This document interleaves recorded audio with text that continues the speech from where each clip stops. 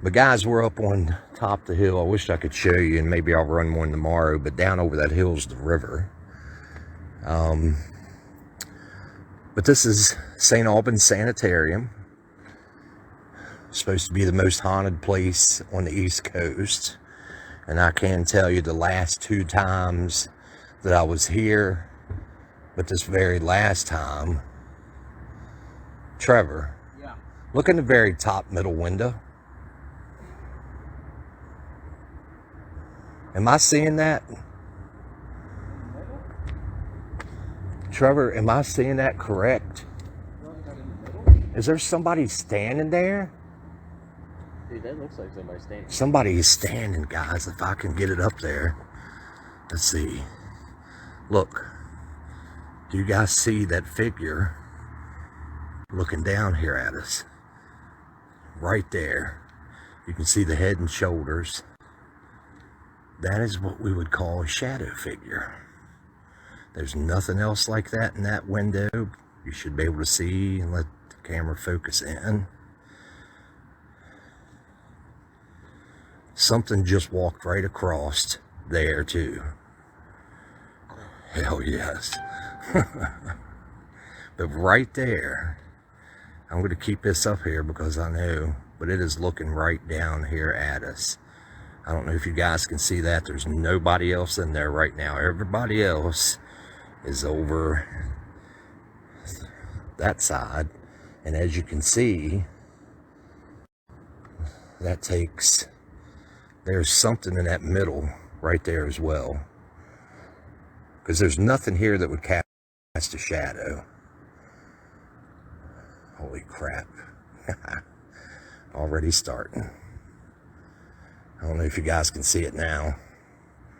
I'm trying to get a better view, but let's see if I back off. We were looking at head and shoulders of somebody standing in that top window. And something made its way. This is the left side of the sanitarium. And then there's a hallway right here. This connects over to the right-hand side. Then you got to walk down the steps, down through, and then that's another wing there. Over there is where the suicide bathroom is, as well as where I got attacked at last time we were here. So a little bit of history real quick, and then I'm going to get off here. What's up, Scott? Hey, Shumas, you know what's up. There's already something right there in the window, dude. See if you can see the head and shoulder. It just moved. And there's nobody up there, man. Nobody. And then the hallway right here, which is creepy when you're on the inside of it. I've been in there a couple times. I keep catching shadows as we're standing here talking. I'm sorry my phone's doing this, but anyway. So right up there, if it focuses in, it moved again. That's crazy. So a little bit of history on St. Albans. So this is actually the land that it's built on was very sacred to the Shawnee Indian tribe. And like everything else, they got that ripped away from them, I guess. And this is when the place was built. There was also a skirmish here during the Civil War where the Confederates held off the North. And I'm not sure exactly if they were trying to come up across the river, which is to my right over here, or if they were down the other way. So this place was built on sacred ground, which is number one issue to begin with. So big issue. Then after that, when the sanitarium was built, it was built as a boys' home. What happened was this was supposed to be a real prominent, high-class, high-end boys' home, but ended up becoming more like a military style living for the guys. And any boys that were not, I guess you could say, tough enough, the staff would make the other boys beat up on them, call them names, shame them, everything else, to where it led to some of them committing suicide. They beat on a couple where actually they died. And this was all hidden from the outside. And once it was found out, they shut it down immediately. Then there was a gentleman from further south of Virginia who was a well-known surgeon, but he was mostly known for his great medical practices, like New Age stuff back then. So he decides to buy it, and within months, people started finding out about the gruesome testing that he was doing and all of the stuff that he was doing to patients here. He was using electroshock therapy, lobotomies. I mean, he was doing just nasty stuff. People were dying. And so they shut him down eventually. Then along comes another gentleman who buys it, and they open it up to a sanitarium. And he decides that he can make people better. He's going to study them, the mentally challenged, the crazy people. So he ends up doing even worse. He did the same things the other guy did, except he does it way worse things, down to even dismembering, and lots of suicides, lots of death surround this place. It is a huge place. Beautiful, but huge, creepy in some spots. But there's so many other things that contribute to why this place is so active. And they really think because of all the activity and the energy and stuff that it's also built nastier stuff here, if that makes sense. So throughout the day, what I'm going to end up doing, what's up, Brandon? So throughout the night, we're here from tonight until Sunday morning. And like I said, this sanitarium is known as the most haunted on the East Coast. And we are locked down. Well, I say locked down, but we are allowed to come outside and catch a breather. But like I said, we're already seeing shadow figures. We heard somebody yell a while ago over in one part of the building that nobody's in. There's only like 6 of us here right now waiting on the others to show up. But what I'm going to do throughout the night, yeah, Brandon, we're actually sleeping inside there. So, yeah, I just took my mattress in, my air mattress, and we will be staying in this place. And I'll show you later on, but they have a nice community center, is what they call it, that's attached to it, that they built. And what that community center is like people, believe it or not, have birthday parties. The last time we were here, we had to leave. Oh shit. The light just went out. That really knocks a creep factor into it. So anyway, long story short, that's where most of us sleep at, in a group.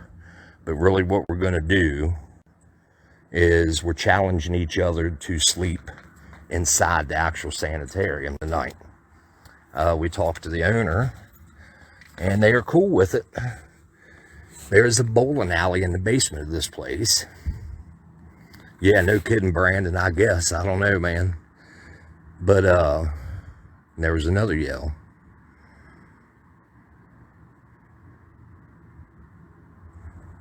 And the figure that was up in that top window is gone. As you can see.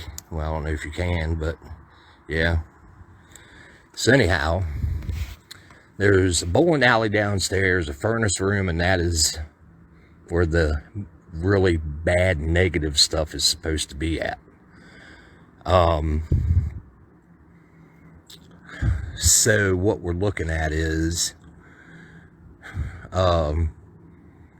MJ from Mary Jo from Penn Paranormal has challenged me to sleep in the bowling alley because nobody makes it through a whole night down there. And I told her that I could not only sleep like a baby in that place, but I could also set up all night, play cards, whatever. And now she has decided, since I'm going to, that she's going to. And also my son now has said that he is going to. He's the only one last year that had the gonads, the gonads to go down there and actually walk around by himself. I never got to make it down after I got attacked over in the wing over there. I was kind of a little creeped out and kept myself from going into places that might cause issues. But my main goal this weekend is to go back to where I was attacked at and face whatever it was and see what we can't figure out. But everybody's setting up equipment now, charging batteries, getting cameras ready. Might have a special guest here this weekend. He didn't really tell us yet if he was gonna make it. I know he wants to, but we'll see. Yeah, hope he does. And guys, what I'm gonna do is I'm gonna go ahead and unpack the rest of my crap. I'm gonna get off here, but I'm gonna be going live multiple times tonight and all weekend. So I hope you guys can enjoy this with us. And like I said, Mary Jo from Penn Paranormal, her husband Bill, and I are going to, like I said, we've been challenging each other on a few things. And yeah, Brandon, I will definitely go live down there. Yeah, guys, so Vapor, that stands for the Valley Agency of Paranormal Research. We're out of Winchester, Strasburg area. And we've got people here from Philly. We got people here from Pittsburgh. These are all my friends, and we've done a lot of stuff together. Yeah, Brandon, I definitely will go live in the basement. The morgue is down there as well. There's an alcoholics chamber, I think, down in that same area. This place, I'm going to tell you guys, one point that I'm going to make this weekend, I'm going to go live and I'm going to walk with my phone in front of me down through this place. It is a maze. I mean, last time I was here, I would go down one hallway from a room and like cut corners and go around corners, and I'd end up right back in the same room that I was at. And I don't know how in the hell that happened, because I would walk for, I would walk thousands of feet and end up back in the same place. But we had a lot of interaction. I don't know if you've ever seen the TV show Ghost Loop, but Sean Austin, that the demonologist off of that show, was with us last time. And Sean and I were down in the alcoholics chamber, and him and I were trying to do a spirit box session and some other stuff. And pretty much we were told to get out, that they were following us, that they were going to attack us, all kinds of stuff. Had things going off down there, equipment going off down there that shouldn't have been going off, because there's no electricity inside the sanitarium itself. Like I said, and look, as soon as I said that, the light came back on. Yeah. I'd like to ask it to go back out, but I don't know if that would happen. They must have it on a timer, because the one down the street just cut on too. But that's crazy.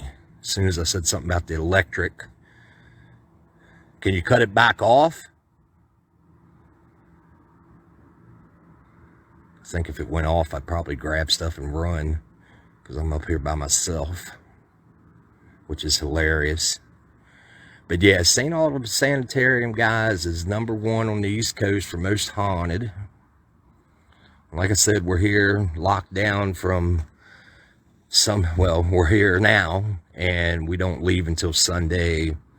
I don't know if they have an event Sunday in the community center. We'll have to get up and leave by about like 10 or 11. But yeah, we push ourselves here to the limit. This is where I got attacked at.